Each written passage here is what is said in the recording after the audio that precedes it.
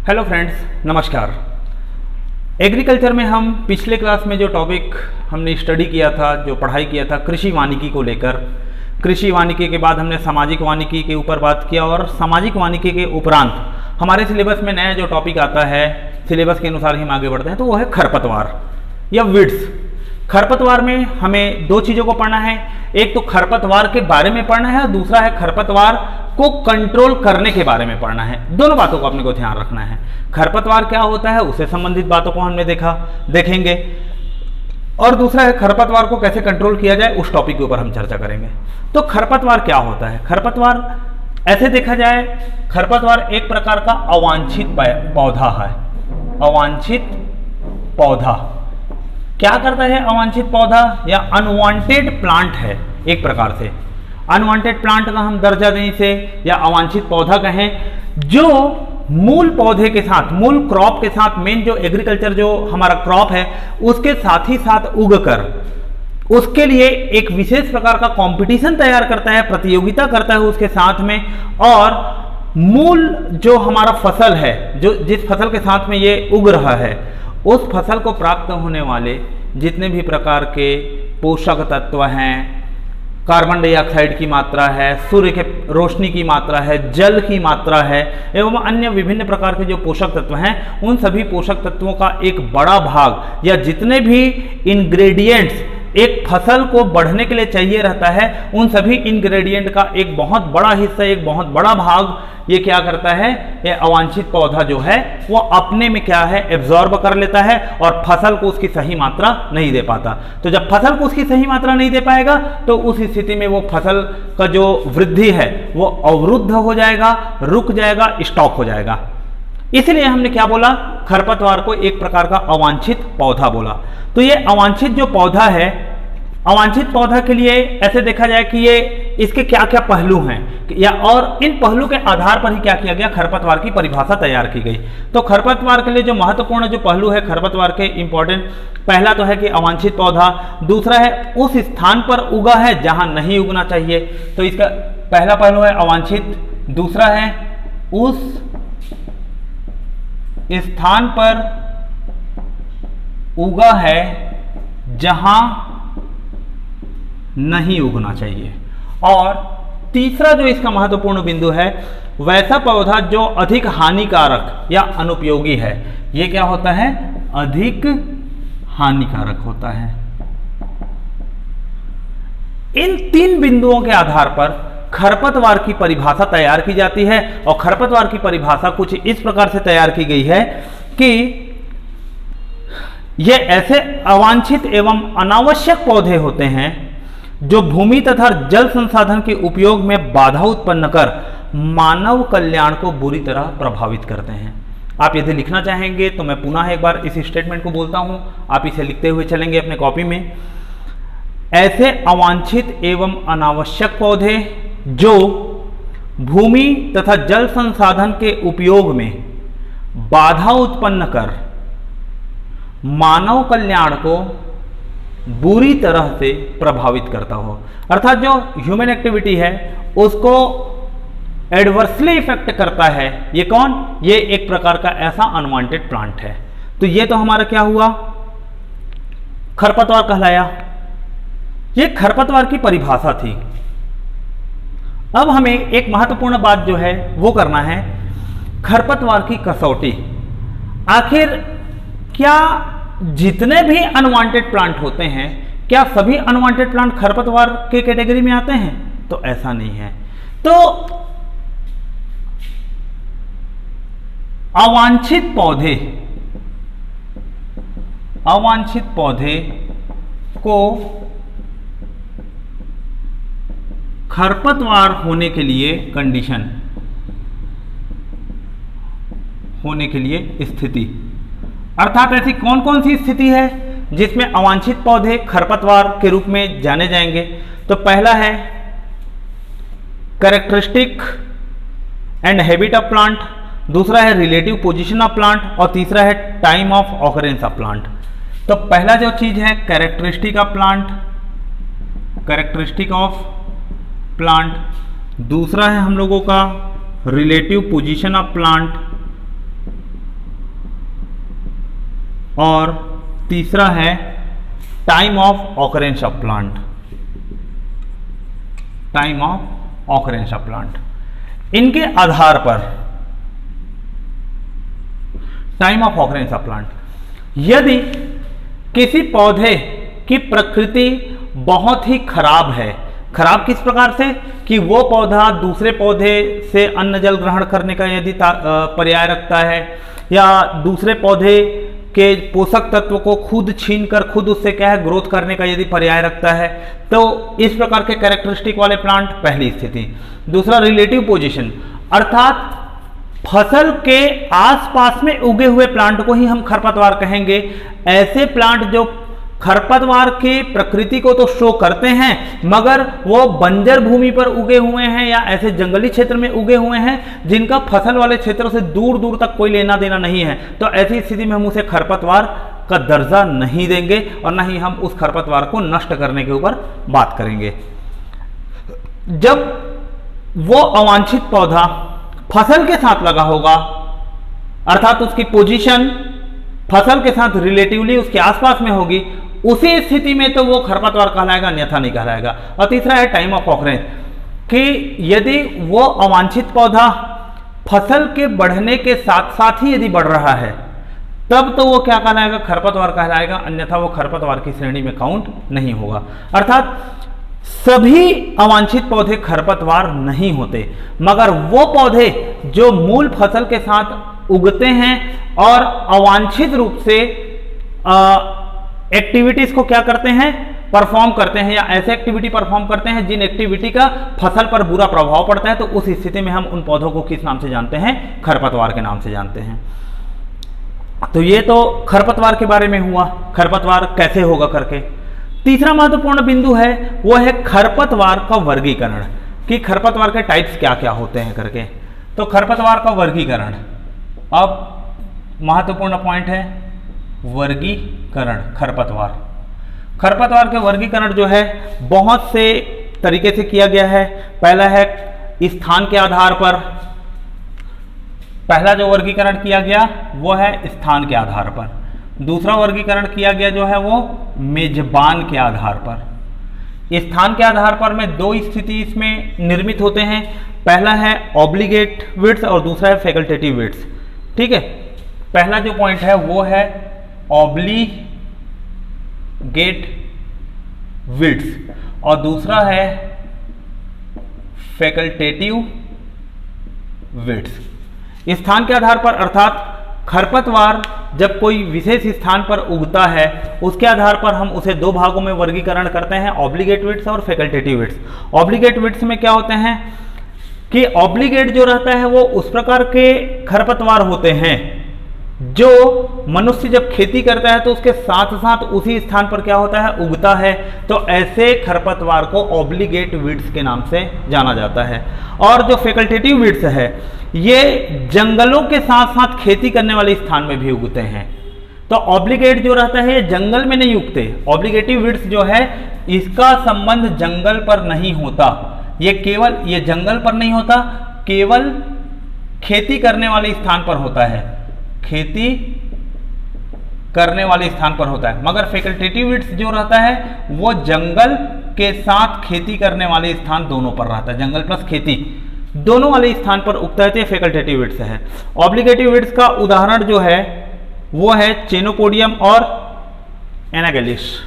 इसके उदाहरण क्या है ऑब्लिगेटिव विड्स का, चेनोपोडियम और एनागेलिस, ANAGALLIS, एनागेलिस।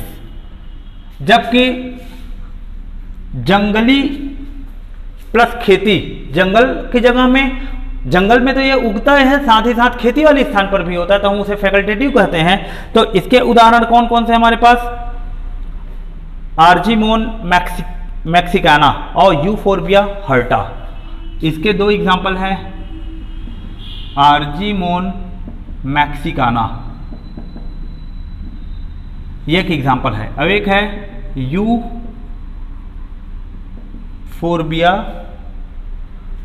हर्टा, HIRTA।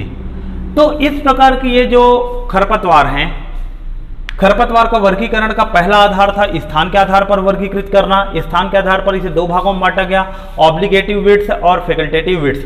ऑब्लिगेटिव वीड्स ऐसे वीड्स होते हैं जो जंगल में नहीं होते, ये केवल और केवल मनुष्य जिस स्थान पर खेती करता है उसी स्थान पर खेती की फसल के साथ साथ ही इस प्रकार के खरपतवार उगते हैं, तो ये ऑब्लिगेटिव कहलाता है। एग्जाम्पल है छेनोपोडियम है, एनागेलिस है। जबकि फैकल्टेटिव जो वीड्स होते हैं, फैकल्टेटिव वीड्स में क्या है, ये जंगल में भी होते हैं और मनुष्य जहां पर खेती करते हैं उन जगह पर भी उगते हैं। तो इसके जो उदाहरण हैं आर्जिमोना मैक्सिकाना और एक है यूफोर्बिया हर्टा, ऐसे करके। तो ये पहला हुआ। दूसरा है मेजबान पर आधारित। मेजबान पर आधारित का मतलब क्या रहता है कि फसल जो है यहाँ मेजबान है, फसल खेत में है तो फसल क्या हुआ, मेजबान हुआ, वो उस जगह की मेजबानी कर रहा है। अब उस फसल पर ही आधारित, उस फसल के ही विभिन्न हिस्सों पर यदि किसी प्रकार का कोई खरपतवार उगता है तो हम उसे क्या कहते हैं, स्थान आधारित ना कह के उसका दूसरा जो पॉइंट आता है, दूसरा पॉइंट आता है वो है मेजबान आधारित, मेजबान या होस्ट, इसको होस्ट वीड्स कहते हैं हम। तो डिपेंडेंस ऑफ होस्ट के आधार पर, तो इसमें पहला है टोटल रूट पैरासाइट होते हैं, टोटल स्टेम पैरासाइट होते हैं। मेजबान के आधार में कई हैं, पहला है total root, total root parasite. दूसरा है total stem parasite. Total root parasite में क्या होता है कि ये ऐसे खरपतवार होते हैं जो फसल के जड़ में ही क्या होते हैं, उगते हैं। फसल का जड़ जहां रहता है बिल्कुल उसके जड़ के पास ही या उस जड़ से ही वो अपना पोषक तत्व ग्रहण करके उस पर क्या करता है, उस जगह पर उगता है, तो इसको बोला जाता है total root parasite. Total root parasite का एग्जाम्पल जो है ओरोबेंच, इसका एक एग्जाम्पल है टोटल रूट पैरासाइट का OROBANCHE, ओरोबेंच। जबकि टोटल स्टेम पैरासाइट में जो है कसकटा, CUSCUTA, कसकटा जो है ये टोटल स्टेम पैरासाइट है, अर्थात ये ऐसे पैरासाइट, ये ऐसे खरपतवार हैं जो फसल के साथ तो उगते हैं मगर फसल की तना को ये समझ लो खा जाते हैं या फसल की तना से मूल रूप से पोषक तत्व ग्रहण करते हैं, इसलिए इसको बोला जाता है टोटल स्टेम पैरासाइट। तीसरा जो है semi root parasite. Semi root parasite का तात्पर्य क्या होता है, तीसरा जो है, अब ये है सेमी रूट पैरासाइट और चौथा है semi stem parasite, semi stem parasite. Semi root parasite में होता है कि यह जड़ को पूर्ण रूप से नहीं खाता, जड़ को पूर्ण रूप से नुकसान नहीं पहुंचाता, तो उसको सेमी रूट बोला गया। इसी प्रकार सेमी स्टेम का मतलब भी क्या होता है, तने को पूर्ण रूप से प्रभाव नहीं डालता, तो ये सेमी स्टेम है। तो इनका उदाहरण एक एक देख लीजिए। सेमी रूट जो है उसका एग्जाम्पल है स्ट्रिगा, STRIGA, स्ट्रिगा।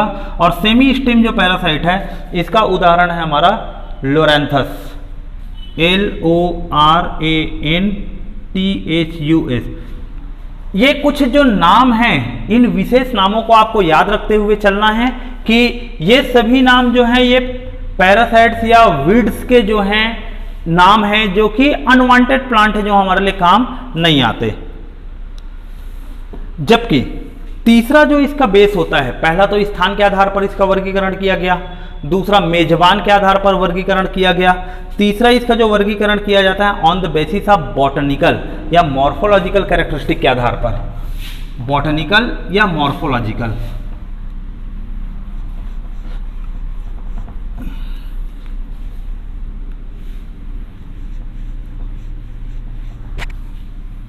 अगला तीसरा जो है on the basis of botanical, अर्थात बॉटनी के आधार पर इसका जो है वर्गीकरण है। बॉटनी के आधार पर वर्गीकरण तीन प्रकार से किया गया है, पहला ग्रास, दूसरा है सेज और तीसरा है ब्रॉडलीफ। पहला जो इसका वर्गीकरण किया गया है बेसिस ऑफ बॉटनिकल में, पहला है ग्रास के आधार पर, दूसरा जो होता है सेज के आधार पर और तीसरा होता है ब्रॉडलीफ के आधार पर। ग्रास में क्या चीज है, ग्रास के लिए जो बात है यह बेलनाकार और भीतर से खोखला तना युक्त होता है, इसके तने पर गांठ होते हैं, अर्थात घास जो रहते हैं ये भी एक प्रकार का क्या है, खरपतवार है। सेज जो होते हैं, सेज जो है वो मूल रूप से देखा जाए तो तिकोना तना वाला जितने भी प्रकार के घास होते हैं उनको सेज के नाम से जाना जाता है। और ब्रॉड लीफ वाले ऐसे होते हैं जैसे गाजर घास एक प्रकार का खरपतवार है जो ब्रॉड लीफ वाले होते हैं, अर्थात उसके पत्ती जो रहते हैं थोड़े से चौड़े होते हैं। तो इस प्रकार का ब्रॉड लीफ वाले जो है वो भी खरपतवार है। तो इसको 3 आधार में क्या किया गया है, बांटा गया है। ग्रास मतलब सामान्य घास जो है ये खरपतवार है। सेज जो रहता है वो तिकोना पत्ती वाला खरपतवार होता है। ब्रॉड लीफ जो रहता है इसका उदाहरण आप गाजर घास के रूप में देख सकते हैं। तो ये इसका हुआ। अब चौथा जो है वो महत्वपूर्ण है, इसके अदर बेसिस जो हैं, अदर बेसिस मतलब कि ये तो 3 जो है मूल रूप से आधार के ऊपर हमने दिया था। अगला जो है इसका चौथा जो है अन्य आधार पर, अन्य आधार पर। तो अन्य आधार पर में पहला जो खरपतवार होता है वो है निरपेक्ष, निरपेक्ष खरपतवार। दूसरा होता है सापेक्ष खरपतवार। पहला निरपेक्ष, दूसरा है सापेक्ष, तीसरा है रोग। और चौथा जो खरपतवार है उसका नाम है अनिष्टकारी, सॉरी हाँ अनिष्टकारी, नॉक्सियस, अनिष्टकारी। निरपेक्ष खरपतवार का तात्पर्य क्या होता है? निरपेक्ष का मतलब है जैसे गेहूं के खेत में धान के पौधे का उग आना। जैसे निरपेक्ष में क्या हुआ, गेहूं का मेन फसल है, गेहूं के साथ में कौन सा फसल आ गया, धान। तो धान जो है वो गेहूं के लिए खरपतवार के जैसे कार्य कर रहा है। ऐसे देखा जाए तो धान खरपतवार नहीं होता है, मगर चूंकि गेहूं के फसल में, फसल के बीच में यदि धान लग गया है तो उस स्थिति में धान जो है वो गेहूं के लिए क्या कहलाएगा, खरपतवार कहलाएगा। और ऐसी स्थिति में हम इसे किस नाम से जानते हैं, निरपेक्ष खरपतवार कहते हैं। सापेक्ष में क्या होता है, जो अपनी विशेषताओं के कारण खरपतवार होता है। निरपेक्ष इसलिए बोला गया कि धान जो है खरपतवार नहीं है, धान में खरपतवार का गुण नहीं है, मगर चूंकि वो गेहूं के साथ उग गया इसीलिए उसे खरपतवार का दर्जा दिया गया। यहां पर सापेक्ष खरपतवार जो होता है एब्सोल्यूट वीड जिसे कहते हैं, जो अपनी विशेषताओं के कारण ही खरपतवार होता है, जैसे साइप्रस रोटंडस। तो सापेक्ष जो रहता है ये अपनी विशेषता के कारण रहता है, अपनी विशेषताओं के कारण खरपतवार होते हैं। एग्जाम्पल है Cyperus, CIPRUS rotundus, Cyperus rotundus, ये इसका एग्जाम्पल है। रोग जो है वो क्या रहता है, रोग है जब एक फसल की बोई गई प्रजाति विशेष में उसी फसल की दूसरी प्रजाति के पौधे बिना बोए उग जाते हैं। अर्थात जैसे जया धान, जया धान की एक किस्म है, जया धान के साथ में मान लेते हैं कि एक दूसरा धान यदि उसमें उग गया है, सीता, सीता भी धान की एक प्रजाति है। अर्थात एक ही फसल हम उगा रहे हैं धान, मगर प्रजाति में अंतर जब आ गया, फसल हमने एक ही उगाया, धान उगा रहे हैं दोनों में, हम उगा रहे हैं जया धान, हो सकता है उसमें 1, 2, 10, 15, 20 दाने सीता वैरायटी का भी हो, तो वो धान के साथ में ये भी क्या हो जाएगा, उग जाएगा। तो जया धान का जितना टाइम पीरियड रहेगा किस चीज को एब्जॉर्ब करने का, पोषक तत्वों को एब्जॉर्ब करने का, उसके कंपैरिजन में जो सीता धान है इसमें क्या हो सकता है, चेंजेस आ सकता है कि ये कुछ अलग प्रकार से मैन्योर को एब्जॉर्ब करेगा, अलग प्रकार से इसका ग्रोथ होगा। तो उस स्थिति में इस धान के लिए, जया धान के लिए सीता धान जो है वो क्या हो गया, खरपतवार हो गया। तो ऐसी स्थिति को हम इस प्रकार के खरपतवार को किस नाम से जानते हैं, रोग के नाम से जानते हैं। अर्थात एक ही प्रकार का हम पौधा ले रहे हैं, मगर एक ही प्रकार के पौधे की यदि हम बात करते हैं तो भी उसमें 2 अलग अलग वैरायटी या 2 अलग अलग स्पीसीज जब आ जाते हैं तो ये कहलाता है। फिर है हमारा अनिष्टकारी। अनिष्टकारी जो रहता है वो क्या है, कानून द्वारा अवांछनीय, परेशान करने वाला। अनिष्टकारी जो खरपतवार होता है ये कानून द्वारा विरोधित रहता है, कानून द्वारा विरोधी, अर्थात कानून इसको क्या है, मना करके रखता है कि इस प्रकार का खरपतवार नहीं होना चाहिए। भारत में ऐसा एक स्थिति है कि कर्नाटक हाई कोर्ट ने या कर्नाटक सरकार ने एक कानून बनाया है और उसने एक खरपतवार विशेष, एक खरपतवार है जिसका नाम है, मैं बात कर रहा था कि अनिष्टकारी जो खरपतवार होते हैं, ये ऐसे खरपतवार होते हैं जिनको कानून द्वारा विरोधी घोषित किया गया है, या ऐसा बोला गया है कि ये कानूनन या इस खरपतवार को कोई भी बढ़ावा देता है तो वो गैर कानूनी कार्य होगा, या हम ऐसा कह सकते हैं कि ये कानून के द्वारा ही इसको रोकथाम करने के लिए इसको बनाया गया है। तो ये जो खरपतवार जो है, पूरे देश में एकमात्र ऐसा राज्य है कर्नाटक जिसने कानून द्वारा विरोधी करने के लिए खरपतवार को अनिष्टकारी खरपतवार का दर्जा दिया है, या नॉक्सोसियस वीड के रूप में जाना है। जहरीला है ये, तो नॉक्सोसियस वीड्स जो है ये किसने उसको दिया दर्जा, कर्नाटक हाई कोर्ट ने, और इसका नाम है पार्थेनियम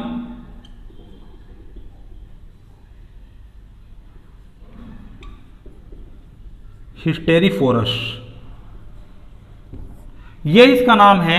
ये एक खरपतवार है जिसको कानूनी रूप से अवैध घोषित किया गया है। ये एकमात्र ऐसा खरपतवार और एकमात्र देश का राज्य कर्नाटक जिसने किसी खरपतवार को कानूनी रूप से अवैध घोषित किया है।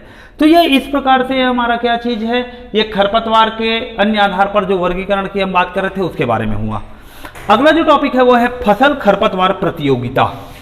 फसल खरपतवार प्रतियोगिता का तात्पर्य यह है कि खरपतवार फसल के साथ हमेशा प्रतियोगिता करता है। प्रतियोगिता किस चीज के लिए करेगा, क्योंकि फसल जो है, फसल के साथ ही साथ खरपतवार भी पैदा होता है, और पैदा होने के साथ साथ किस समय पर खरपतवार मूल रूप से अपना प्रभाव दिखाना चालू करता है, और जब वो प्रभाव दिखाएगा तो वो प्रभाव कितना इफेक्टिव रहता है और कितना इनइफेक्टिव होता है फसल के लिए, इसके बारे में हमें पढ़ना है। तो पहला तो चीज ये है कि प्रतियोगिता किस चीज के लिए होगी, और दूसरा जो महत्वपूर्ण बात है जिसके ऊपर हम चर्चा करेंगे वह है कि वो किस तरीके से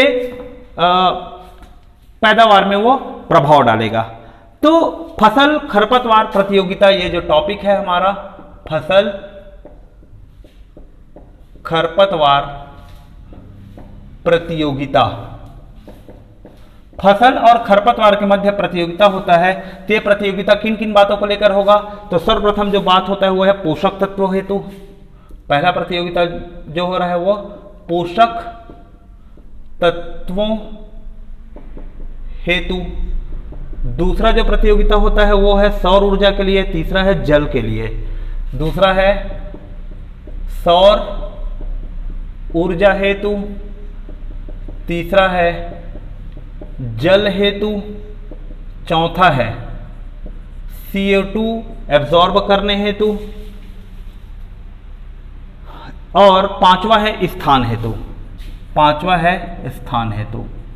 तो इस प्रकार से इन 5 चीजों के लिए फसल और खरपतवार के मध्य प्रतियोगिता होती है, और इस प्रतियोगिता में यह देखा जाता है कि जब तक फसल का वृद्धि और विकास का संबंध है, खरपतवार सामान्यतः पोषक तत्व, जल, वायु, कार्बन डाइऑक्साइड और अपने लिए जो फैलने का जो स्थान है के लिए ये प्रतियोगिता करता है।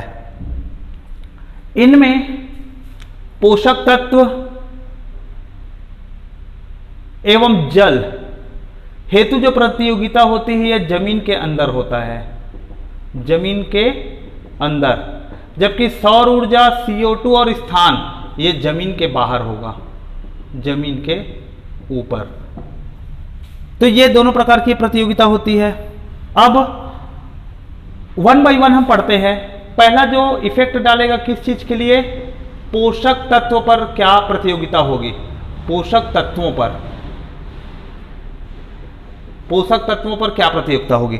तो पोषक तत्वों पर प्रतियोगिता होती है कि कुछ खरपतवार जो मिट्टी में अपने आप उग आते हैं, ये खरपतवार जो है देखा गया कि इसके लिए खरपतवार की संयुक्त आवश्यकता उपलब्ध मात्रा में जब पोषक तत्व, जमीन में जितने पोषक तत्व मौजूद हैं वो पोषक तत्व खरपतवार और फसल जब दोनों संयुक्त रूप से उसे लेने का प्रयास करते हैं और जमीन पर उतने पोषक तत्वों की मात्रा कम होती है, तो ऐसे स्थिति में वहां प्रतियोगिता बहुत तेज हो जाती है और इस प्रतियोगिता में अक्सर खरपतवार की ही जीत होती है। और खरपतवार क्या करता है, मूल रूप से अधिकांश जो न्यूट्रिएंट्स होते हैं, जो पोषक तत्व होते हैं जमीन के अंदर से, उसे वो एब्जॉर्ब कर लेता है और फसल के लिए उसे खाली छोड़ देता है, जमीन को, फसल के लिए अनफर्टाइल कर देता है, अनउर्वर कर देता है उस जमीन को। इसकी बात की गई। तो इसमें क्या होता है, किस प्रकार से ये उसको असर डालता है कि सामान्यतः जो खरपतवार है, खरपतवार का जो लाइफ साइकिल होता है वो 50 से 60 दिन का होता है, लेकिन फसल का जो लाइफ साइकिल होता है वो लगभग 100 से 130 दिन के आसपास का होता है। तो इससे क्या हमको समझ में आता है कि खरपतवार अपने शुरुआती 50 से 60 दिन में जमीन में मौजूद पूरे के पूरे न्यूट्रिएंट्स को एब्जॉर्ब कर लेगा, तो बाकी समय के लिए, क्योंकि फसल को तो इससे लगभग डबल या दुगना दिन क्या करना पड़ेगा, जीवित रहना है, तो फसल को सही मात्रा में पोषक तत्व की प्राप्ति नहीं होगी, तो इस स्थिति में फसल का क्या हो जाएगा, नुकसान होगा। और यहां फसल का जो नुकसान है वो लगभग 90% तक के लेवल पर नुकसान हो जाता है। साथ ही साथ कुछ खरपतवार ऐसे होते हैं जो जमीन में मौजूद पूरे के पूरे नाइट्रोजन को एब्जॉर्ब कर लेते हैं और एब्जॉर्ब करने के बाद उनमें एक प्रकार का सुगंधित पदार्थ, कार्बनिक सुगंधित पदार्थ छोड़ता है, जिस सुगंधित पदार्थ का नाम है नटसेज है। This is नटसेज। नटसेज क्या है, ये एक प्रकार का ऑर्गेनिक मटेरियल है जो कि खरपतवार जमीन में छोड़ता है। ये ऑर्गेनिक मटेरियल जो है वो डी नाइट्रीफाइंग बैक्टीरिया को एक्साइट करता है, और ये डीनाइट्रीफाइंग बैक्टीरिया क्या करता है, जमीन में मौजूद सभी नाइट्रोजन को समाप्त करने का कार्य करता है। तो इस प्रकार से जमीन की उर्वरा शक्ति जो है वो खत्म हो जाती है। तो इसमें हो सकता है प्रश्न आपको ऐसा पूछ दिया जाए, पोषक तत्वों पर किस प्रकार से प्रतियोगिता होती है, तो पोषक तत्वों पर इस प्रकार से प्रतियोगिता है कि खरपतवार का जो लाइफ साइकिल जो रहता है एक वर्ष में 50 से 60 दिन का होता है उगने के बाद में, जबकि फसल का जो लाइफ साइकिल रहता है वो लगभग 100 से 130 दिन होता है। तो खरपतवार और फसल जब एक साथ उगते हैं तो शुरुआती 50 से 60 दिन में जब फसल को मैक्सिमम न्यूट्रिएंट्स चाहिए, मैक्सिमम पोषक तत्व चाहिए, तो उस समय पर खरपतवार उसके मैक्सिमम पोषक तत्व को ग्रहण करके फसल के लिए कम से कम पोषक तत्व बचाता है और फसल की जो क्वालिटी है वो पूर्ण रूप से खराब हो जाती है। साथ ही साथ खरपतवार क्या करता है, जमीन पे एक विशेष प्रकार का सुगंधित मटेरियल छोड़ता है जिसे नटसेज के नाम से जाना जाता है, NUTSEDGE, नटसेज। ये जो नटसेज है ये एक प्रकार का ऑर्गेनिक मटेरियल है। ये ऐसा ऑर्गेनिक मटेरियल है जो डीनाइट्रीफाइंग बैक्टीरिया को एक्साइट करता है और डीनाइट्रीफाइंग बैक्टीरिया जमीन में मौजूद नाइट्रोजन को समाप्त करने की दिशा में आगे करता है। तो ये पहला इसका क्या हुआ, प्रकार था। दूसरा है सौर ऊर्जा हेतु। सौर ऊर्जा हेतु इस प्रकार से प्रभाव डालता है कि खरपतवार जिनकी पत्ती बड़ी बड़ी होती है और जिनकी ऊंचाई या जिनके तने का जो वृद्धि दर है फसल की तुलना में ज़्यादा होता है, तो 20 से 25 दिन, 40 दिन, 50 दिन के बीज बोने के बाद वाले समय में खरपतवार के तने की ऊंचाई ज़्यादा हो जाती है एज कम्पेयर्ड फसल के, और खरपतवार के जो पौधे हैं उस पौधे पर के जो पत्ती होते हैं वो पत्ते इतने बड़े रहते हैं कि वो अपने नीचे में मौजूद फसल तक सूर्य की रोशनी को प्रत्यक्ष रूप से पहुंचने नहीं देते। जब वो प्रत्यक्ष रूप से पहुंचने नहीं देते तो उस स्थिति में फोटोसिंथेटिकली एक्टिव रेडिएशन जो होता है, जिसे हम क्या कहते हैं PAR के नाम से जानते हैं, सौर ऊर्जा वाले में ये PAR मतलब क्या होता है, फोटोसिंथेटिकली एक्टिव रेडिएशन, अर्थात वो रेडिएशन जो मूल रूप से फोटोसिंथेसिस के कार्य को अंजाम देते हैं, उस रेडिएशन को फसल के तक पहुंचने में वो बाधक बन जाता है। तो इस प्रकार से इस प्रतियोगिता में भी क्या हो रहा है, खरपतवार जीत रहा है और खरपतवार जो है मैक्सिमम सोलर रेडिएशन को लेकर अपने लिए खाना बनाता है, मगर उसी अवस्था में फसल को जब अपने फूड बनाने की जब जरूरत पड़ती है तो उसको सही मात्रा में जब सूर्य की रोशनी नहीं मिलेगी तो फसल का जो विकास है वो रुकेगा, वो अवरुद्ध होगा। तीसरा होता है जल हेतु। तो जल जो रहता है मूल रूप से देखा जाए तो जमीन की से जड़ के माध्यम से जल लेते हैं। यदि हम पानी सिंचाई के माध्यम से पानी देंगे भी और मिट्टी गीला होगा तो भी खरपतवार जो है वो ज़्यादा से ज़्यादा जल को क्या कर लेता है, ग्रहण करेगा और फसल के लिए कम जल रखेगा। यदि पानी लबालब भरा हुआ है खेत में तब तो खरपतवार उतना ज़्यादा परेशानी पैदा नहीं कर सकता, मगर ऐसी स्थिति कि जब खेत में खरपतवार भी हैं और बारिश कम हो रही है, जमीन केवल नम है, तो उस स्थिति में नम जमीन से ज़्यादा पानी की मात्रा को खरपतवार अपने जड़ के द्वारा अपने तने में, अपने जो पेड़ है उसमें एब्जॉर्ब कर लेता है और फसल के लिए कम जल की मात्रा को उपलब्ध कराता है।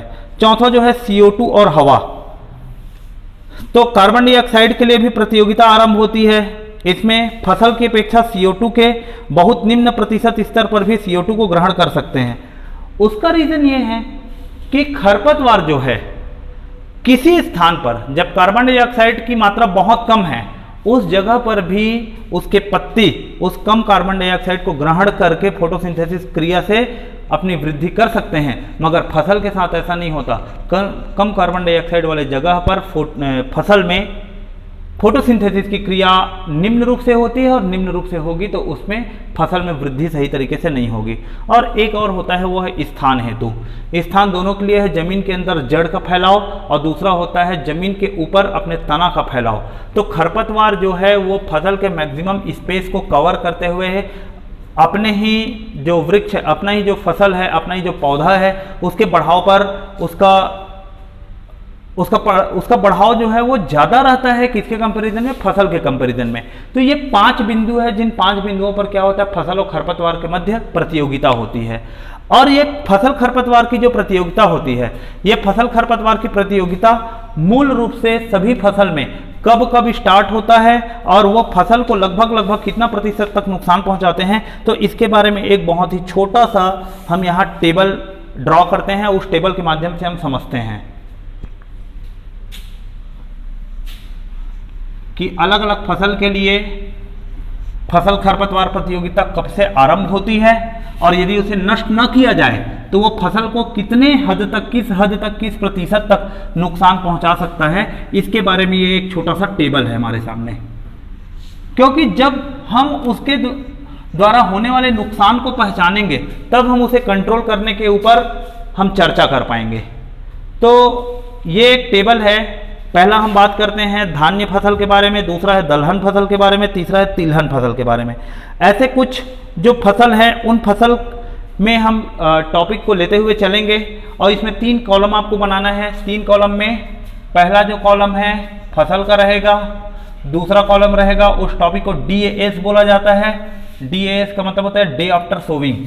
पहला जो नाम है वो है फसल, दूसरा है DAS। DAS का फुल फॉर्म होता है डे आफ्टर सोविंग, अर्थात बीज बोने के कितने दिन के बाद, और प्रतिशत नुकसान के बारे में यहां एक सारणी बनाई जा रही है। तो फसल में क्या क्या है, धान के 2 प्रकार की फसल होती है, एक सीधी बुआई एक रोपाई है।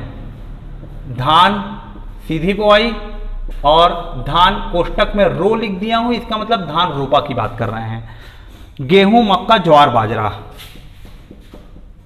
गेहूं, मक्का, ज्वार, बाजरा, ये जो फसल है ये एक कैटेगरी था हम लोग का, ये धान्य या अनाज से संबंधित फसल थे।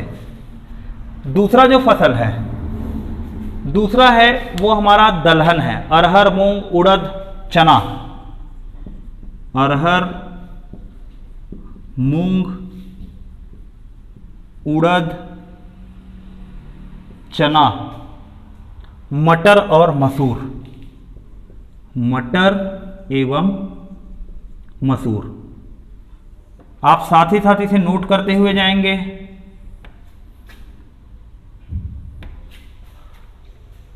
डे आफ्टर सोइंग का मतलब क्या होता है, धान के बीज बोने से कितने दिन के बाद खरपतवार अपना प्रकोप दिखाना चालू करता है या खरपतवार और फसल के साथ प्रतियोगिता आरंभ होती है, अर्थात उस प्रतियोगिता का जो चरम सीमा है, जो मेन जो टाइम है, वो कितने दिन के बाद में आता है, ये उस टॉपिक के बारे में है। तो चूंकि अभी किस किस फैक्टर पर प्रतियोगिता होती है हमने जस्ट इसके पहले देखा।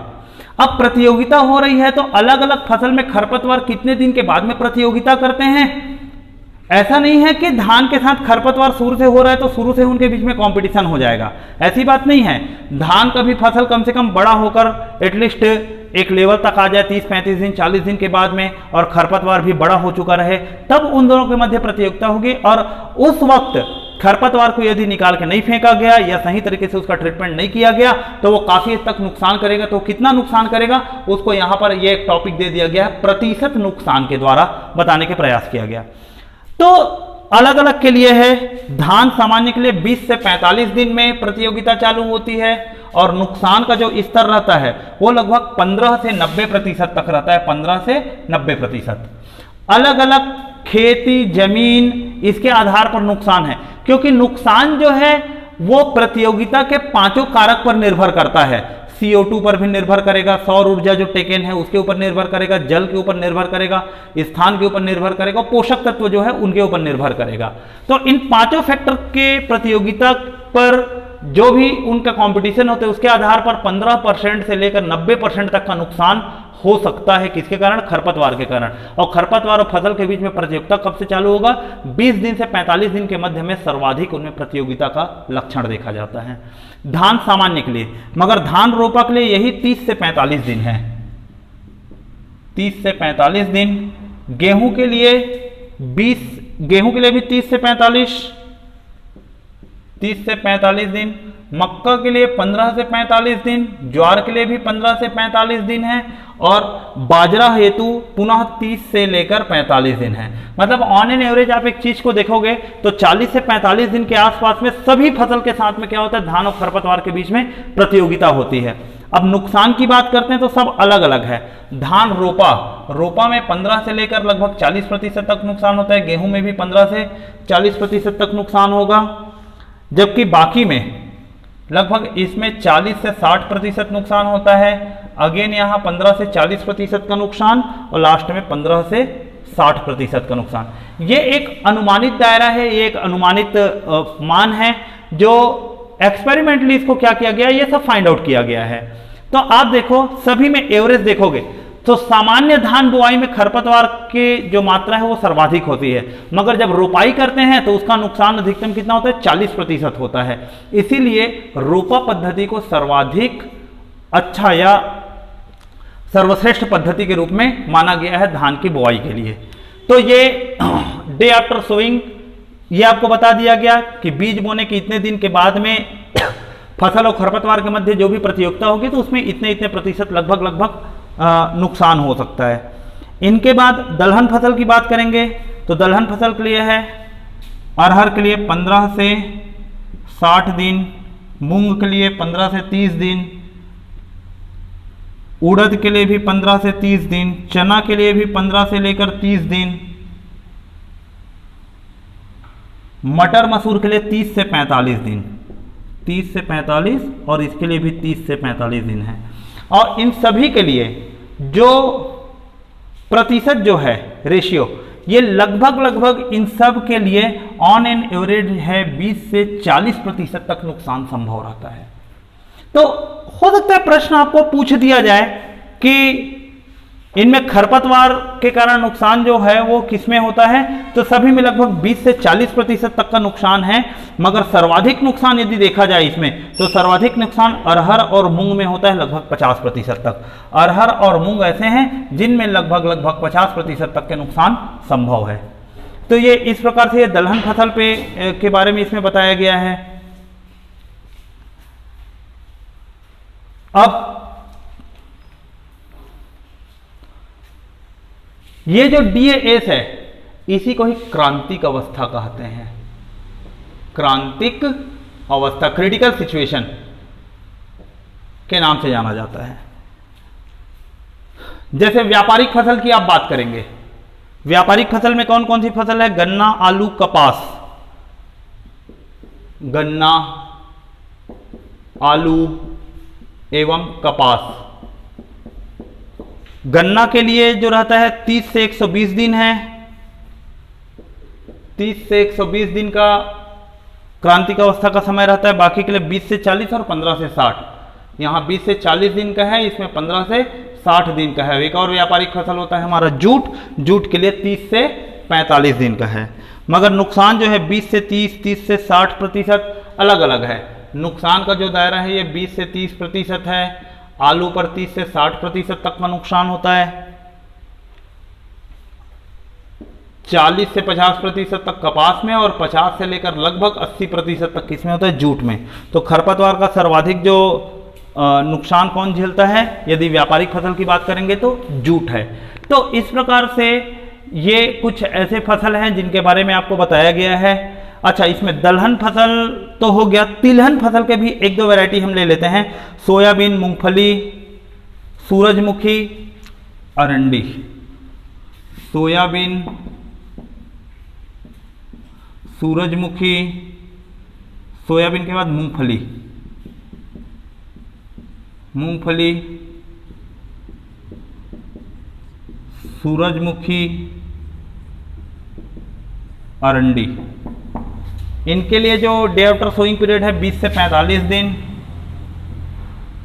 40 से 50 दिन मूंगफली के लिए, 30 से 45 और 30 से 60 दिन। सूरजमुखी के लिए 30 से 45 दिन है और इसके लिए 30 से 60 दिन है। मगर नुकसान की बात करते हैं तो ऑन एन एवरेज सब में 40 से 60% तक नुकसान इसमें है, सभी के लिए। लगभग जो नुकसान जो होता है वो नुकसान अप्रोक्सीमेटली 40 से 60% होता है। तो आपको हो सकता है ऐसा पूछ दिया जाए कि क्रांतिक अवस्था क्या होता है। तो क्रांतिक अवस्था वो समय काल होता है खरपतवार और फसल या फसल के बोनी के पश्चात उतने दिन जितने दिन के बाद में खरपतवार का एक्शन स्टार्ट होता है या खरपतवार अपना जो प्रभाव है वो जताना चालू करता है। और उस वक्त में यदि हम ने खरपतवार को नहीं हटाया तो फसल पर नुकसान 100% है होगा। और कितना कितना नुकसान होगा तो सभी प्रकार के फसल के लिए अलग अलग प्रकार का यह नुकसान का ये ब्यौरा यहाँ पर दे दिया गया है। तो ये तो था आपके शाकनाशी खरपतवार है, खरपतवार के वर्गीकरण के बारे में। अब एक महत्वपूर्ण टॉपिक है आपके सिलेबस में, वो है खरपतवार की विशेषता। खरपतवार की विशेषता क्या होती है?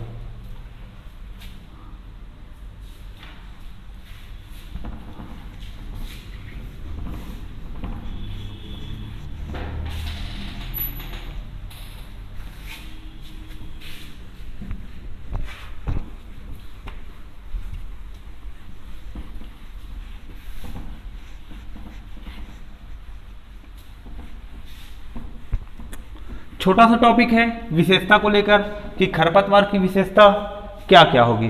खरपतवार की विशेषता, अब इसकी विशेषता की बात करेंगे। सिलेबस में साफ लिखा हुआ है खरपतवार की विशेषता के बारे में। तो खरपतवार की विशेषता में पहली विशेषता है कि प्रतिकूल परिस्थितियों में भी जीवित रह सकता है। प्रतिकूल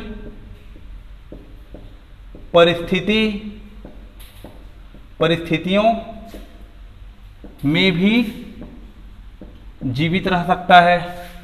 दूसरा,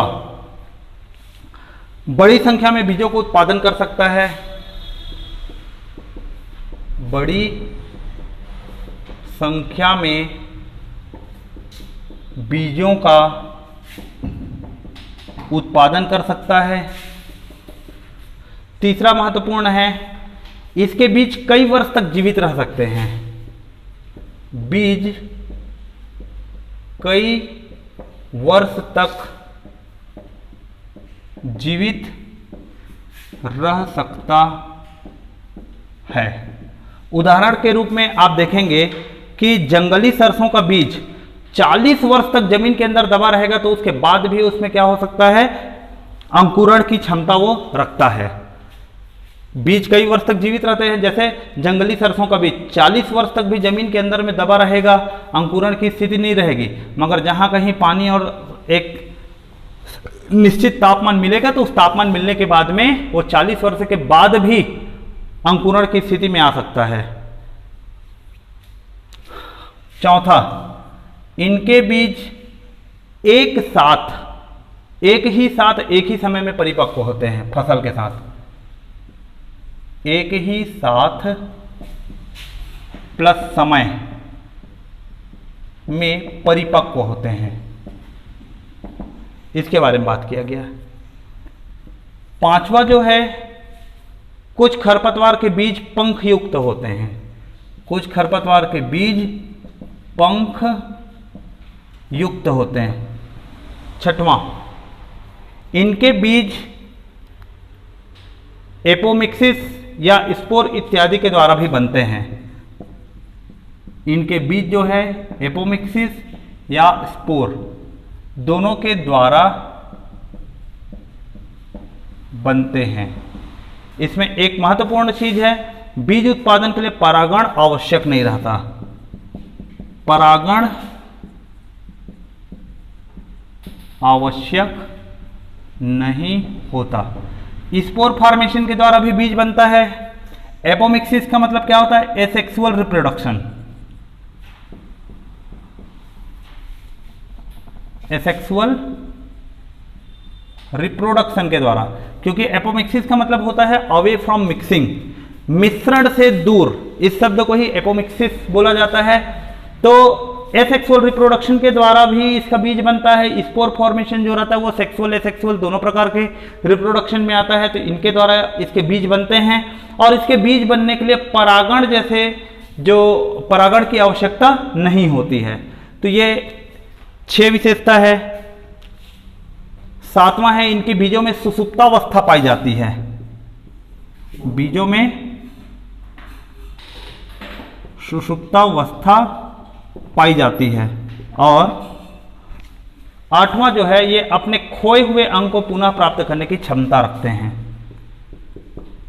खोए हुए अंग को पुनः प्राप्त करने की क्षमता रखते हैं। इस प्रकार से ये इनके कुछ विशेषताएं हैं। एक विशेषता हमने पहले देख लिया, फसल के साथ प्रतियोगिता रखते हैं, तो 9वें नंबर से उसको विशेषता ग्रुप में जानने की जरूरत नहीं है। खरपतवार फसल की प्रतियोगिता, जिसके बारे में तो अभी हमने टेबल देखा। तो ये इतने प्रकार की खरपतवार की विशेषता है, और इनके आधार पर ही हमें उन चीज़ों को अब देखना है कि खरपतवार को कैसे कंट्रोल करेंगे। तो इससे अगला जो टॉपिक आता है, जिसे हम नेक्स्ट क्लास में स्टडी करेंगे, और वो टॉपिक है हमारा गुणन एवं प्रकीर्णन। आपके सिलेबस में दिया गया है।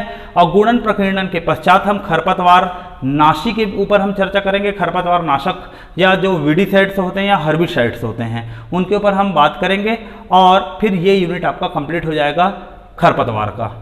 धन्यवाद।